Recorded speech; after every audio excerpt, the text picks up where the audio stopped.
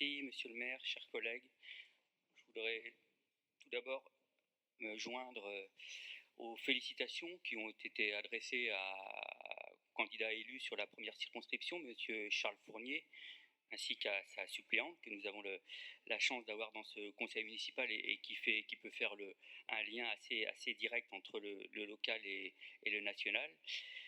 Et je voudrais ici féliciter effectivement Madame Thilaye sur la 5e circonscription, puisque une partie de cette circonscription fait partie de la ville de Tours. Dimanche à Tours, ce sont 61,82% des Tourangelles et des Tourangeaux qui se sont exprimés pour ce deuxième tour des élections législatives. C'est un bon score, même si on a vu que c'était un peu inférieur à celui du premier tour. Et moi, je voudrais encore une fois souligner l'état d'esprit qui a présidé à ce deuxième tour des élections législatives. J'étais, comme vous, sur les bureaux de vote et j'ai constaté avec un certain plaisir, je dois le dire, plutôt de la joie et de l'envie à venir voter de nos citoyens et de nos citoyennes. Et donc, je pense qu'il faut aussi souligner cet état d'esprit très positif que l'on a pu observer dimanche dernier.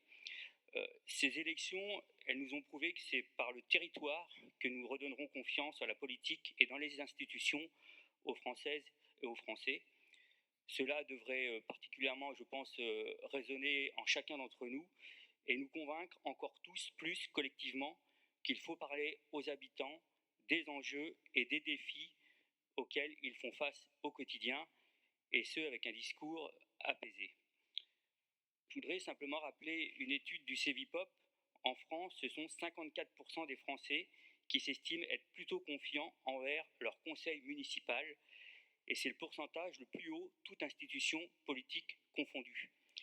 Donc il faut se rendre compte, je pense, de la chance que nous avons en tant que conseil municipal d'avoir un indice de confiance si haut. Nous avons tous ici une place privilégiée en tant qu'institution auprès des Français et des Françaises. Ce taux de participation nous oblige à être à la hauteur du débat public et démocratique attendu par les citoyens, notamment et y compris bien sûr au niveau local.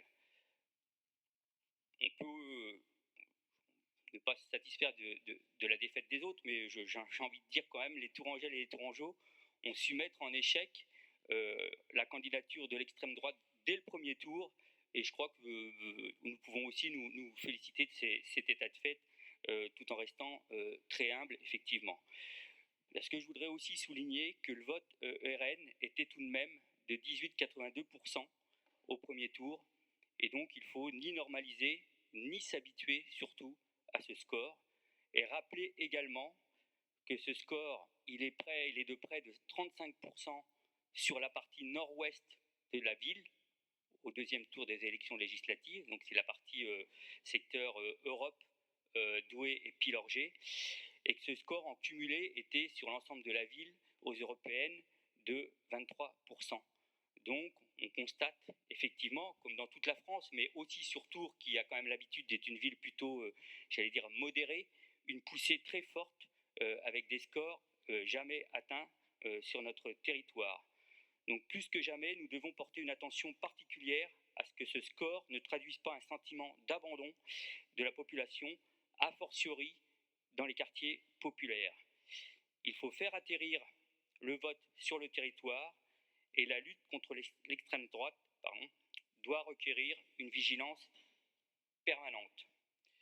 Et je pense qu'il faut saisir ce moment assez particulier. On est évidemment focalisé sur les enjeux nationaux, mais localement, je pense qu'il faut aussi prendre le temps d'analyser et de comprendre ce vote extrême droite, ce vote RN, dans les quartiers prioritaires. Je sais que vous avez cité un certain nombre d'actions, monsieur le maire, qui ont été accomplies depuis quelques années, mais une des causes, me semble-t-il, peut-être, c'est aussi une politique sectorisée qui se base sur un électorat plutôt du centre-ville, sans forcément prendre en compte la ville dans sa globalité. Je sais que vous n'êtes pas d'accord avec ça, mais je vous le dis quand même, c'est ma vision des choses et on a le droit de pas en être d'accord. Le vote RN se nourrit des poches de mécontentement, et c'est le cas en particulier dans les quartiers prioritaires. Certains peuvent se sentir délaissés dans les prises de décision politiques mais aussi par les projets qui structurent ou non leur quartier, et ils peuvent à ce titre ressentir une forme d'injustice sociale et d'injustice spatiale. Même si, encore une fois, je reconnais qu'un certain nombre de choses ont été faites et que d'autres vont être faites. Vous savez que je ne suis pas forcément complètement d'accord sur le tracé du tramway, mais que le tramway passe dans le quartier des Fontaines, je ne peux évidemment qu'y adhérer à 100%. Et c'est un exemple de désenclavement de ce quartier qui sera certainement bienvenu. Et donc je me pose quand même la question à travers ce vote. Il y a un an, il y a eu dans ces quartiers un certain nombre d'événements malheureux. Ça s'est exprimé par la violence. Aujourd'hui, ça s'exprime à travers le vote. Mais il y a un vrai sujet sur lequel je pense on doit s'interroger à travers notamment la place des services publics dans ces quartiers, sur l'accès aux mobilités, sur la santé, sur les infrastructures éducatives. Évidemment, je n'oublie pas ce qui est fait, notamment la reconstruction des écoles. Je pense à Claude Bernard notamment, mais je pense aussi à Maryse Bastier, c'est quand même dans 5-6 ans, et il me semble que c'est quand même très tard.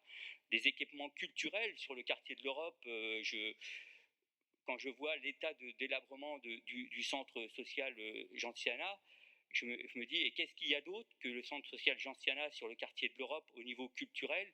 Et je me dis que peut-être que la ville focus beaucoup sur le centre, c'est là où je parle de politique sectorisée, et peut-être pas assez sur ce quartier. Tournord, c'est 40 000 habitants, et je crois qu'il n'y a pas d'équipement culturel au niveau sur ce quartier de la ville, qui est une mini-ville dans la ville.